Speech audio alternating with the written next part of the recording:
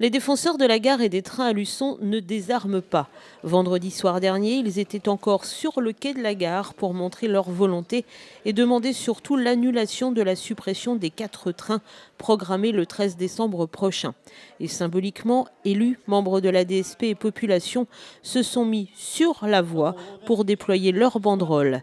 Et comme d'habitude, si les Luçonnais étaient en nombre, ils ne sont pas les seuls, loin de là, à soutenir ce mouvement. Écoutez, ça fait déjà plusieurs mois qu'il y a des actions qui sont faites justement en faveur de cette gare pour permettre que la pérennité de l'arrêt des trains.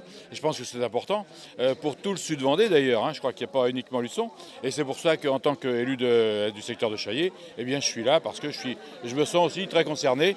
Écoutez, je ne viens pas à chaque fois, mais enfin, je veux dire, on parle bien sûr de Luçon, mais je veux dire, demain, on va parler du grand pays de Luçon. Là, on est en train de regrouper des communautés de communes. C'est plus 10 000 habitants à Luçon, c'est plus 23 000 à la communauté de communes du Pays de la Mer, c'est bien 53 000, 44 communes. Rendez-vous compte, alors tout ça, tous ces gens-là, je veux dire, moi j'ai des petits-enfants qui demain vont aller sur Nantes, il faut prendre le train, bon ben voilà, on va pas...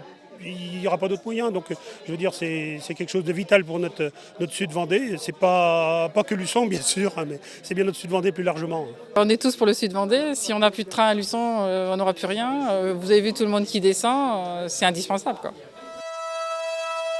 Le train a finalement pu entrer en gare et comme tous les vendredis soirs, ils étaient nombreux à monter ou à descendre.